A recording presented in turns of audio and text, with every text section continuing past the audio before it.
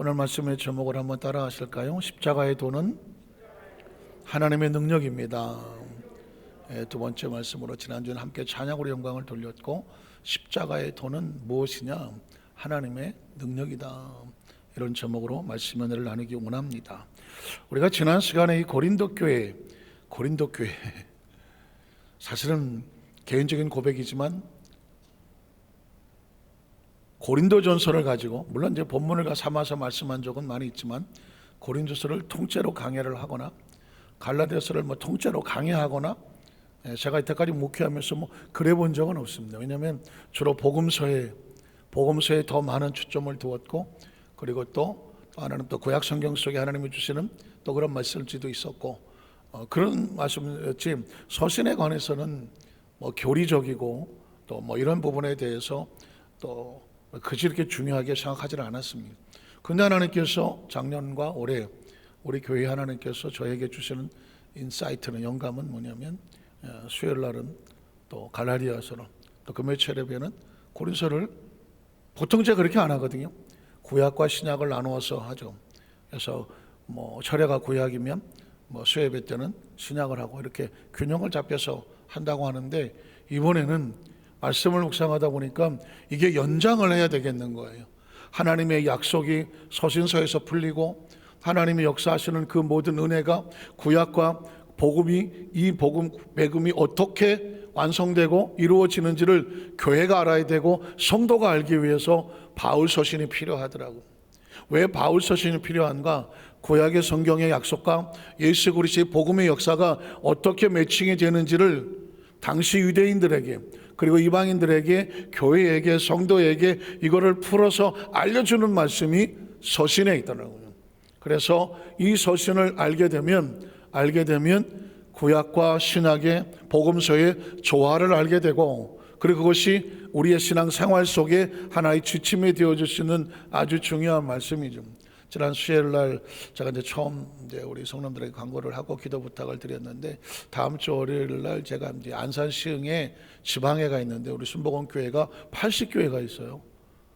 대단하죠. 안산 시흥 지방회에 우리 여의도 총회에 소속되어 있는 교회가 80개 교회가 있는데, 80개 교회 목사님들이 그 2년 동안 성지순례를 위해서 준비를 해왔습니다.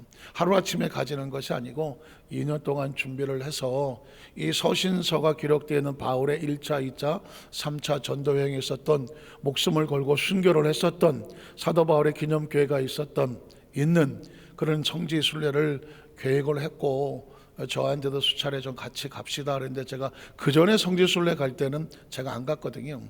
사실 잘 안 따라다녀요, 제가. 그런데 별로 이렇게 따라다니는 걸 별로 좋아하지 않아서. 그런데 이제 목사님 언제까지 안 가실 겁니까? 한번 가시죠. 그래서 지난번에 못 간 것도 있고 그래갖고는 그래서 다음에 한번 가죠. 그게 2년 전이거든요. 근데 덜커덕 2년이 지났어. 다음 주 월요일 출발하는데, 그래서 미루고 어떤 방법이 없을까 했는데 방법이 없어. 대신에 하나님께서 네가 고린도서를 강의하고 갈라디아서를 강의하고 에베소서를 서신서를 강의하고 계시록에 나오는 7교회에 대한 그 현장에 있는 것을 한번 다녀와 봐야 말씀을 전할 것이 아니냐, 오히려 그런 마음을 더 주시더라고요. 그래서 이번 교회 가서 우리 계속 말씀을 나누게 되는 현재의 모습을 보고, 평생 한번 있을까 말까 하는 거니까요. 그래서 우리 성도들에게 좀 구체적으로, 그리고 다음에 혹시 우리 교회 성도들이 성지가 두 군데 있거든요. 이스라엘이 또 성지고, 그 다음에 바울이 순교 사역을 했었던 그 지역도 성지라 두 군데 사역이 있는데, 우리 교회 성도들을 모시고 가게 된다고 하면 제가 이미 가봤던 곳이니까 훨씬 좀 파악하기 쉽지 않을까, 이런 마음으로 출발하게 되고, 3월 10일 날 돌아오게 되는데, 우리 성도들에게 간절한 기도 부탁을 드리고요. 그 동안에 모든 예배 준비는 이상 없이 잘 되어 있을 테니까 오히려 여러분들이 많이 그 예배를 지켜주시고 중보 기도해 주시기를 부탁을 드리겠습니다. 그래서 그런지 고린도전서 그러니까 더 마음에 와 닿는 거예요. 고린도 교회는 지역은 어떻게 생겼을까? 성경에서만 보다가, 우리 여러분 아시는 것처럼 지난번에 고린도 교회는 칭찬을 받는 점도 있었지만 안타깝게도 책망을 받는 부분도 있었습니다. 그 책망을 받는 부분은 뭐였냐면, 하나님의 교회고 또 복음의 순종도 있고 열심히 하나님 일도 하는데 뭐가 없냐? 하나가 안 되는 거예요. 교회가 하나가 안 되니까, 사실 교회가 하나가 안 되면 사실 교회로서 정확한 정의를 내릴 수가 없지 않습니까? 교회는 사실상 하나님과 하나 되는 게 목적이거든요.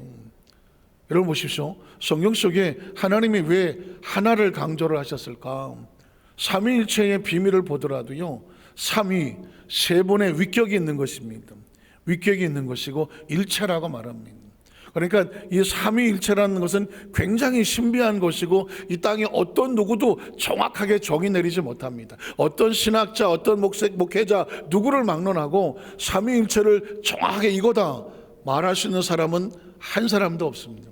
오직 예수 그리스도 외에 삼위일체를 정의할 수가 없는데, 다만 위라고 말하면, 위는 뭐냐면 퍼스널이거든요. 인격과 같은 거예요. 세 분의 인격이 달라. 다시 말해서 성부, 성자, 성령, 위 삼위라는 위격이거든요. 그런데 역사하시는 건 일체, 하나의 몸과 같다, 이렇게 얘기하는 것입니다. 세 개의 퍼스널리티를 가지고 있는데 하나라? 이걸 어떻게 해석을 합니까? 제가 생각하기에는 삼위라고 하는 성부, 성자, 성령의 하나님에 대한 어떤 역사를 감히 어떻게 할 수는 없지만, 그러나 생각하는 것이 같고 마음도 같고 목적도 같고 가치도 같고 그분들은 항상 함께 역사하신다. 이 정도쯤 제가 생각해 볼 수 있는 것은, 그래야 우리에게 뭘 원할 수 있느냐? 너희도 하나님의 나라와 갈라지지 말고 하나가 되라는 것입니다. 때문에 성경 속에서 보십시오. 야훼는 나의 목자시니 나는 그분의 기르시는 양이니, 하나님과 우리 사이를 양과 목자라고 말했습니다. 양과 목자는 뗄래야 뗄 수 있을까요, 없을까요? 없는 거죠. 양이 없으면 목자가 존재하지 못하죠. 목자가 없으면 양은 살아남지 못합니다. 그래서 하나님께서 우리에게 목자와 양으로, 또 시냇가에 심은 나무지. 나무는 시냇가를 떠나서 절대 살지 못합니다. 물이 없는 나무가 살겠습니까? 살 수 없습니다. 그 시냇가는 나무를 살리고 그 나무는 시냇가에서 생명을 얻는 것이거든요. 성경 속에 있는 그런 얘기들은 뭐냐면, 하나님과 우리 사이를 어떻게 하면 좀 더 정확하게 알게 할 수 있을까? 아주 요한복음 15장에 보면 대놓고 얘기하지 않습니까? 포도나무와 가지라고 말하지 않습니까? 포도나무의 가지는 하나입니까, 둘입니까? 줄기와 가지는 따로따로인데, 줄기와 가지는 따로따로지만 얘네들은 붙어 있잖아요. 그러니까 나무 속에 들어가 있는 거죠. 마찬가지입니다. 예수님께서 너희는 나를 떠나 있는 것 같지만 나는 포도나무요, 너희는 가지라고 말했으니 너희와 나는 하나인가 둘인가? 하나라는 거죠. 그래서 예수 그리스도 안에서, 그러니까 교회는 뭐냐면, 교회가 예수 그리스도의 몸이라고 한다면 저와 여러분은 예수님 안에서 우리는 한 핏줄이고 한 가족이고 한 나라고 한 생명이고 우리 모두는 하나라는 인식이 머릿속에 있어야 되는 거예요. 그런데 그 하나라는 인식이, 그 하나라는 거대한 하나님의 인식이 우리를 품어줌으로 말미암아 하나라는 인식이 있어야 되는데, 그 하나의 인식이 깨어져 버리면 안타깝지만 교회는 더 이상 교회가 아니고, 성도는 더 이상 성도가 아니고, 하나님의 자녀는 더 이상 하나님의 자녀가 아닌 거죠. 왜? 하나님의 자녀와 하나가 아니라고 하면 둘일 테니까. 그렇죠? 하나님과 떠나면 둘이잖아요. 에덴 동산은 하나님과 그 백성과 하나였지만 떠나니까 둘 돼 버리잖아요. 그래서 고린도 교회 하나님께서 우리에게 주시는 메시지는 뭐냐? 하나님 안에서 하나이어야 되는데 너희가 왜 하나를 지키지 못하는가? 우린 첫 번째로 십자가의 도가 하나님의 능력이다 라고 외치는 그 고린도 교회를 향한 바울의 성령에 감동된 메시지입니다. 고린도서 1장 17절에 보니까, 그리스도께서 나를 보내신 것은 침례를 베풀려고 하는 것이 아니요 오직 복음을 전하게 하려 하심이라. 복음이라는 데는 정의를 정확히 아십니까? 복음이 뭐예요? 어떤 분은 볶음이라고 얘기하신대. 볶음은 아니죠. 누가 그러더라고요. 아니, 이 집에 왜 볶음이 있냐고. 보니까는 순대 볶음이라고 적혔는데, 대자는 빠지고 순볶음으로 볶은 거예요. 순대집에 가면 꼭 순볶음으로 보이는데, 제가 이렇게 물론 조크를 하는 거는, 복음이라는 단어만큼 귀가 그냥 못이 막히도록 들었지만 복음이 뭐냐고 물으면 한마디로 설명을 하려면 막 애매하신 분이 많아요. 복음은 글자 그대로 말하면 복된 소리, 그죠? 복된 소리인데 나에게 들려와서 기쁨이 되니까 복된 소식이 됐고, 영어로 good news라고 말하죠. 좋은 소식이라고 말하는 거죠. 좋은 소식. 좀 조심스럽지만 유대인들에게 가장 좋은 소식은 우리나라가 아니고요. 사전에 정지를 잘해야 돼요. 유대인들에게 복된 소식은 뭐냐? 자네 장모님이 돌아가셨네. 이복에 자네에게 굿뉴스가 있네. 아휴, 무슨 나한테 굿뉴스가 있겠나? 아이, 나는 기대도 안 하네. 아니, 자네 장모님이 돌아가셨네. 정말인가? 예. 왜냐하면 유대인들은 어머니가 세. 그래갖고 장모님도 세. 장가를 갔는데. 그래갖고는 이 장모님이 사위를 그냥, 우리나라 장모님은 사위에게 씨암탉을 삶아주는데 그 동네 장모님은 사위를 씨암탉을 만들어버린 거죠. 그러니까 이 사위는 장모님만 나타나면 기를 못 써. 그래서 장모님한테는 네. 장모님한테 네. 그러니까 평생 장모님한테 기가 죽어 사시는데, 아니 친구가 와서 자네 장모님이 돌아가셨네. 이 얼마나 복된 소식이야. 아니 그 나라가 그렇다고, 그 나라가 그게 굿뉴스인 거예요. 그러니까 오랫동안 자기를 짓누르고 갇혀있게 만들었던 그 어떤 상황에서 빠져나가는 게 이게 굿뉴스인 거예요. 그러니까 크리스찬들에게 뭐냐면, 우리가 죄로 인해서 또는 저주로 인해서 때로는 우리의 삶에 주어진 여러 가지 못한 그 나쁜 상황 속에 있는데, 이복이 자네를 그렇게 괴롭히던 죄를 사함받았네. 저주가 떨어져 나갔네. 천국을 되찾았네.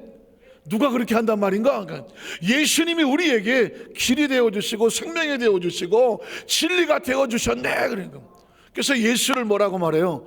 복음의 복된 소식, 복음이라고 말하는 거죠. 그러니까 그 복음의 소식을 그 통째 전부 다 해서 복된 소식이라고 말하는데, 이 복음을 전하려고 나를 당신들에게 보내셨다. 바울이 이런 얘기를 처음에 하는 겁니다. 내가 이 자리에 왜 와 있을까? 나는 다른 행사를 하러 온 것이 아니라 무엇을 전하러 왔습니다? 복음을 전하러 왔습니다. 자, 그래서 여러분의 머릿속에 복음이라는 기억을 정확히 알고 계셔야 돼요. 또 집에 돌아갔는데 복음이 뭐지? 장모님이 돌아가셨대. 그럼 장례식인가? 헷갈리지 마셔야 돼. 자, 그 다음 절에 보면 18절에 보니까, 그래서 말의 지혜로 하지 아니하면 그리스도의 십자가에 담겨진 엄청난 하나님의 은혜가 헛되지 않도록. 그러니까 복음을 전해야 되는데 자신의 잘못된 말로 인하여 아니면 아주 현란한 말재주로 인하여 혹시라도 하나님의 근원적인 그 사랑과 은혜의 복된 소식에 누가 될까봐 자기는 그 말 한마디 한마디도 조심스러워서 내가 말을 어떤 교묘하게 꾸미지 않는 것, 이걸 제가 조그맣게 했던 식으로 말하면 바울도 뭐를 빼고 있다? 힘을 빼고 있는 겁니다. 바울이 얼마나 말을 잘합니까? 아주 청산유수인데 그가 모든 것을 내려놓고 아주 단철하게 단순하게 예수의 복음만 정하고 거기에 다른 살을 붙이지 않는다. 왜? 내가 다른 말을 하다가 오히려 복음의 진술을 흐리게 할까봐 나는 말의 지혜를 섞지 않겠다. 아, 이 사람이 지금 힘을 빼고 있구나. 오직 그리스도의 복음이 역사하게 하는구나. 제가 우리 학교 여러분 같이 일어나서 이 찬양을 부를 때 이제껏 불렀던 찬양도 감사하지만 힘을 뺀다는 의미를 가지고 하나님과 맡기는 거죠. 저는 그렇게 기도하고 올라왔거든요. 하루 종일 준비한 거예요. 하루 종일. 하나님, 이 찬양을 우리가 아주 특별히 같이 찬양을 하는데 다른 것 아무것도 없이 이 찬양을 부르고 고백할 때 하나님께서 온 성도의 마음을 그냥 찬양 가운데 오직 하나님만, 누가 잘 부르고 못 부르고서가 아니라 하나님이 만지시고 위로하시고 터치하셔서 성도들 마음 가운데 하나님께서 역사하시는 부흥과 회복의 역사가 임하게 하여 주시옵소서. 지금 제 마음속에 품고 있는 건 오직 하나, awakening하고 revival. 깨어라, 다시 일어나라는 거예요. 한번 더 깨어라, 다시 일어나라. 많은 사람들이 코로나로 인해서 교회가 잠들었다, 성도가 잠들었다, 3년 동안 비대면 이렇게 하다가 보니까 이젠 교회 나가는 인식을 잃어버렸다, 교회에서 예배 드리는 기억이 까마득하다. 뭐 한 겁니까? 잠드는 거거든요. 이 시대 속에 하나님 주시는 그 강력한 메시지가 깨어라, 그리고 리바이벌, 다시 움직여라. 리바이벌이 뭡니까? 다시 바이브 한다는 얘기는 바이탈, 움직인다는 거거든요. 다시 움직여라, 그걸 부흥이라고 말합니다. 다시 살아나라는 것이거든요. 어떻게든지 찬양하는 가운데, 말씀을 묵상하는 가운데, 우리가 같이 기도하는 가운데, 이 여기저기서 영혼들이 깨어나서, 여기저기서 말씀 듣는 영혼들이 깨어나서, 그 영혼이 깨어나고 나니까 어떻게 심령이 뜨거워 견딜 수가 없어서 하나님을 마음껏 자유로 찬양하여, 그래서 교회는 그런 거죠. 무슨 작정을 하니까 20명 30명씩 교구별로 와서 앉혀라, 이건 예배가 아닌 거죠. 예비군 동원인 거죠. 교회는 여기저기서 꾸역꾸역 깨어난 사람들이 하나님의 생명을 향하여 달려와요. 이 성전이 채워질 때 그게 교회인 거죠. 그게 부흥인 거죠. 그게 예배인 거죠. 사람의 눈을 보이게 하고 사람의 의식과 형식이 아닌 하나님이 자유롭게 일하시도록 우리를 맡겨드리는 것, 그걸 뭐라고 말합니까? 예배라고 말합니다. 그래서 구약시대의 제물을 산채로 올려놓지 않은 이유가 뭔지 조금 알 것 같아. 아예 힘을 빼서 죽여서 올려놓더만. 살아서 보듬거리면 예배겠습니까? 자, 그래서 바울이 힘이 빠져. 나는 말장난하지 않겠다, 말에 어떤 현란한 수식어를 붙이지 않겠다 라는 심정이 느껴지는 것입니다. 18절에 보니까 그래서 십자가의 도가, 오늘 여러분 제목을 또 십자가의 도를 잘 기억하셔야 됩니다. 십자가의 도가 멸망하는 자들에게는 미련한 것으로 보일 수 있습니다. 그러나 구원을 받은 우리에게는 뭐가 되더라? 하나님의 능력이 되더라. 제가 오늘 이것만 하고 말씀을 마칠 수도 있어요. 잠시만 십자가의 도가 뭘까 상상해 보세요. 물 좀 먹을게요.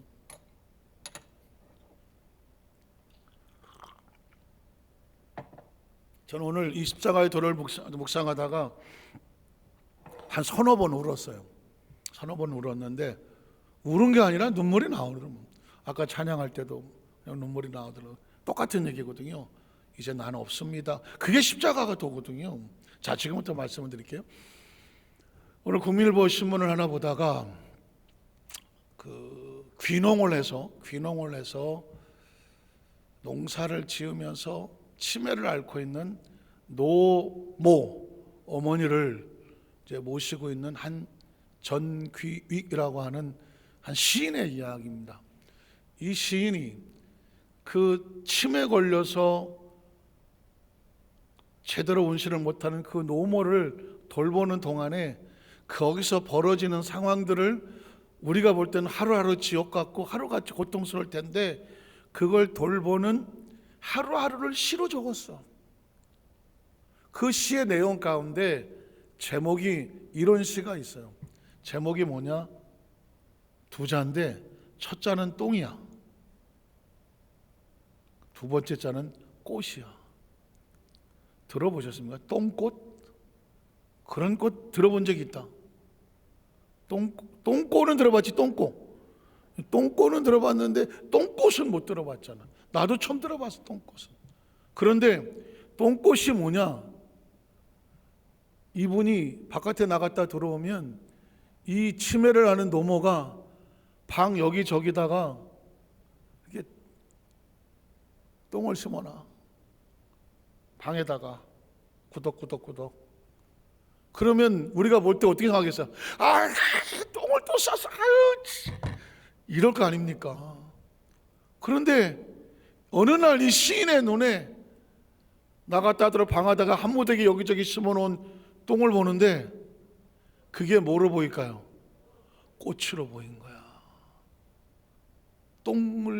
똥이라고 하지 않고 그 똥들이 어머니가 쌓아놓으신 똥이 꽃으로 보이더래. 꽃으로 보이니까 똥 냄새가 납니까? 안 납니까? 안 난 거야. 아이고, 우리 어머니가 심어놓은 꽃이 여기 있네. 아이고, 여기도 또 꽃이 있네. 여기도 꽃이 있네. 그러니까 꽃을 심어놓은 어머니가 미흡거나 귀찮거나 한 것이 아니라 그 어머니에 대한 그 사랑과 은혜를 다시 그 눈으로 바라보니 어머니가 싸놓은 똥이 꽃으로 보이고 냄새가 나지 않고 그 똥을 치우면서 내가 화가 나지 않고 짜증나지 않고 마치 꽃 한 송이를 싹 드러내는 것처럼 그 똥을 치우면서 나는 오늘도 어머니가 심어놓은 꽃을 소중하게 치웁니다. 와, 여러분, 똥이 꽃으로 보일 정도의 그 마음의 심령은 어떻게 하면 보일까요? 하나밖에 없어. 이유, 그 어머니가 너무 귀해야 돼. 어머니의 받은 사랑과 어머니로 인하여 내가 이 땅에 태어나서 지금께 살아왔고 그 어머니의 생명으로 내가 살아있고 지금 이렇게 되었고 그 어머니가 나이를 먹어서 치매가 걸려서 저기서 여기저기 똥을 한 무더기씩 심어놓더라고 할지라도 내가 어머니에 대한 이 똥을 보는 것이 아니라 어머니가 그동안 나한테 심어놓으신 부어주신 사랑으로 그 사랑의 모습으로 어머니를 보니까 그 똥이 꽃으로 보이더라는 거예요. 이건 눈에 보이는 것을 초월할 수 있는 어마어마한 사랑과 은혜로만 가능한 겁니다. 사랑과 은혜로만 가능한, 이건 어떤 경지를 초월하는 거예요. 어떤 경지를. 그러면서 이런 예를 들었습니다. 그러고 보니까 우리도 비슷한 걸 했어요. 아이가 처음 태어났을 때, 첫 아이가 태어나서 얼마 동안은 이 똥오줌을 못 가려서 계속 똥기저귀를 갈아줘야 되잖아요. 똥기저귀 갈아주면서 내가 싫다요 냄새나고 해서 막 많이 팼다. 그냥 애를 똥 쌀 때마다 팬 적 있어요 없어요? 없습니다. 그 아이가 태어났을 때 아이고 또 똥 쌌구나, 아이고 많이 먹었더니 또 똥 쌌구나 하면서 똥기저귀를 보면서 아이고 색깔도 이쁘다, 황금똥을 쌌구나, 아유 향기 타네, 그러면서 기저귀 치우면서 인상 쓰고 이렇게 한 사람은 없잖아요. 나는 아이의 똥을 해본 적이 있다. 거기까지는 안 가보셨구나. 근데 해보고 싶었다. 솔직히 그건 없어. 어쨌든 간에 저도 이렇게 찍어 먹어보지는 않았어. 어쨌든 아이가 똥을 쌌지만 그 똥 싼 아이로 인하여 아유 시끼야 너는 똥, 이런 부모는 없잖아. 그냥 싸주면 고맙잖아. 이게 안 싸서 걱정이지 싸주니까 고맙잖아. 아이고 잘 먹으면 어때? 먹으면 뭐 해야 돼? 싸야 돼. 싸도 어떻게 싸야 돼? 하여튼간에 무지하게 싸야 돼. 그래야 또 치우고, 그리고 다음에 기저귀 갈아주는 데는 또 먹었어. 그 다음에 뭐 기다려? 또 싸야지. 이걸 얼마 동안 하는 겁니까? 어느 기간 동안에는 지가 가리기 전까지는 이걸 하잖아요. 그걸 하면서 그 아이를 이 똥새가 같은 놈하고 원망하는 부모는 거의 없죠. 거의 없죠. 이유는 왜 그럴까요? 그 아이가 사랑스러우니까 하는 거죠. 그게 부모의 사랑이니까 하는 거죠. 제가 그 글을 읽으면서 한 번쯤 먹은 거 있나? 아이 똥 냄새가 그렇게 좋았던 기억이 있어요. 그 아이를 안고 있으면 머리에서 나는 냄새도 그 머리 안 감은 냄새인데도 그렇게 냄새가 좋던데. 내 새끼라서 그런가? 똥 냄새도 좋고 땀 냄새도 좋고 하여튼간에 아이 냄새가 좋더라고. 왜 그랬을까? 사랑이죠. 사랑입니다. 저와 여러분을 우리 부모들이 그렇게 키웠다는 거죠. 그래서 그 사람은 자기 어머니가 싸놓은 똥을 꽃으로 보는 것이고, 그리고 우리가 낳은 자식이 똥을 한 무더기에 싸놓아도 그 똥이 똥 냄새로 보이지 아니하고 아이고 이쁘다, 아이고 이쁘다, 또 사랑이 하는 이유가 그거죠. 전 여기서 그래, 이 세상에서 가장 위대한 것은 그래서 뭐라고 말하느냐? 사랑이라고 하는 거죠. 죽음보다 강한 것을 사랑이라고 말하는 거죠. 죽음보다 강한 사랑이 뭐예요? 그게 십자가인 겁니다. 그 십자가를 예수님 왜 올라가서 저게 매달립니까? 똥을 한 무더기 쌓아놓은 인류를 향하여서 그 똥 내가 치워줄게. 그 똥 내가 치워줄게. 어떻게 그 똥을 치웁니까? 방법은 하나예요. 그 똥 싼 놈들이 불쌍해 보이고 그 똥 싸고 뭉개 있는 것들이 긍휼히 여겨지고 그게 다 내 새끼들이고 내가 살려야 될 새끼라고 생각하니까 그 똥무더기를 짊어지고 죽음의 골짜기를 올라가게 하는 것은 사랑이죠.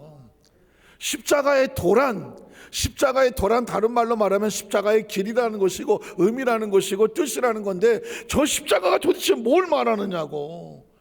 우리의 똥싼 무더기를 끌어안아 치워주시는 하나님의 사랑인 거예요. 그래서 하나님이 세상을 이처럼 사랑하사 독생자를 우리에게 내어주셨더니 그 독생자가 하나님의 사랑을 끌어안고 우리의 그걸 끌어안고 그 십자가에서 다 이루었다고 청산을 해주는 거야.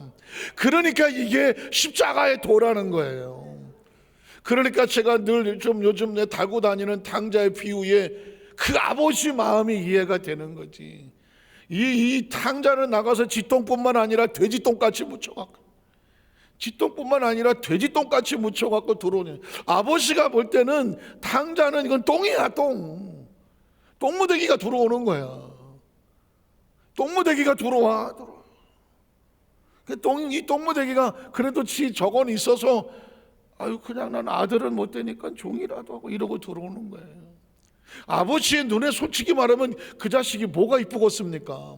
아니 그 형이 그러잖아요. 아 저 새끼 저 똥이에요. 저 똥무더기가 들어왔는데 왜 똥 때문에 소를 잡아줘요. 형이 얘기하잖아요. 형 눈에는 동생이 저 새끼 똥 싼 놈이야. 아유 저런 거 우리 집에 들어온 망신이고 아 저건 난 절대 받아들일 수 없어. 이게 형이 하는 얘기잖아요. 그런데 아버지는 이 똥덩어리가 들어오는데 그걸 향해 달려가네. 이 똥을 끌어안고 아유 냄새도 좋고 거기다 입도 맞히네. 그리고 뭐라고 말해요? 너 때문에 내가 살겠다. 이제 내가 살 것 같다. 그러면서 어떻게 합니까? 아시는 반지도 빼주고 옷도 입혀주고 신발도 씻겨주고 사는 거예요. 야, 내 자식이 죽었다가 살았다. 잃었다가 다시 찾았다. 이건 뭘로 해야 돼요? 이 탕자의 비유의 제목을 바꿔야지. 탕자가 주인공이 아니야. 누가 주인공이에요? 아버지가 주인공이죠. 아버지의 사랑이 보이는 사람은 너도 나도 할 것 없이 하나님의 품으로 달려 나올 수가 있는 거죠. 물론 탕자를 보면 탕자가 주인공이긴 하지만 여러분 기억하십시오. 전 여기서 말씀을 마치려고 해요. 이 이상이 뭐가 필요하겠습니까? 저와 여러분이 저 오늘 하루 종일 그랬어요. 하나님 오늘 한 번만 듣고 잃어버리세요. 아유 제 지나온 삶 보니까 더럽게 똥을 많이 쌌네. 나도 똥덩어리도만 내가 보니까 자기들은 안 싼 것처럼 또 우린 다 하나님 안에서 죄로 말하면 다 똥덩어리들이에요. 근데 암만 생각해도 이해가 안 되는 게 하나님이 어쩌자고 나를 안아주시고 품어주시고 용서해 주셨을까 했더니 에레미야 31장 34절에 보면 내가 새 언약을 내어줄 거고 그리고 그 새 언약은 예수 그리스도거든요. 예수 그리스도와 약속을 맺은 내 백성들에게 저들의 죄와 지나간 과거를 다시는 기억하지 않겠다. 아버지가 기억을 안 하겠다는 거예요. 기억을 안 하는 게 뭐예요? 청산을 해주겠다는 거지. 네 똥은 그 예수 그리스도가 다 치워줬으니 우리가 하나님 앞에 나왔을 때에 똥싼 모습이 아니라 죄를 한 번도 짓지 않은 의인의 모습으로 그리고 마귀가 볼 때 저거 똥덩어리인데요. 그런데 보니까 마귀가 봐도 없어. 우리가 똥 싼 게 없어. 언제 저렇게 깨끗해졌지? 마귀가 정죄하고 참소할 수가 없는 거리가 없는 거예요. 그래서 하나님 앞에 보좌 앞에 담대히 나갈 수 있는 자격을 얻는 거죠. 그게 뭐냐? 십자가의 도인 거예요. 그게 십자가의 은혜와 사랑인 거예요. 그래서 어떻게 그 십자가의 도라는 것이 믿지 않는 사람들 볼 때는 어리석은 거죠. 형이 볼 때는 저 아버지 왜 저래? 아버지 왜 저래? 아니 저런 똥덩어리가 들어오는데 재산도 다 잃어버리고 집안 망신 개망신 다 시킨 저놈을 갖다가 아버지가 돌았나 봐. 이게 믿지 않는 자들에게는 미련한 것이죠. 아버지가 미련해 보이는 거죠. 그러나 구원을 받은 그 사랑과 은혜를 받은 저와 여러분에게는 하나님의 사랑이 하나님의 뭐다? 능력인 거죠. 하나님의 사랑이 하나님의 능력인 거예요. 그 사랑이 우리를 용납하시는 능력인 거죠. 믿으십니까? 그게 이제 우리가 예수를 믿고 하나님의 자녀가 되고 예배를 드리고 한없이 혹시 우리가 7번 넘어지더라도 아유 나 같은 놈은 다시는 못 나올 것 같지만 그럼에도 불구하고 청산을 다 해놨으니 용기 내요. 다시 가자. 다시 가자. 그렇게 할 수 있는 이유는 뭐냐면 하나님의 사랑은 우리의 계산으로 할 수 없는 능력의 역사가 있기 때문입니다. 간절히 바라기는 우리 여덟 만살께 모든 손을 가슴속에 생각 속에 이 십자가의 도라는 것이 어려운 무슨 교리도 아니고 무슨 신학적인 용어도 아니고 무슨 진리 무슨 이런 어떤 어려운 용어가 아닌 그냥 하나님의 감당할 수 없는 어마어마한 사랑의 능력이다. 그 능력을 우리는 하나님 앞에 나아간 하나님의 자녀가 되었다는 사실을 꼭 기억하시기를 주님의 이름으로 축원합니다. 기도하겠습니다. 하나님 아버지 감사합니다.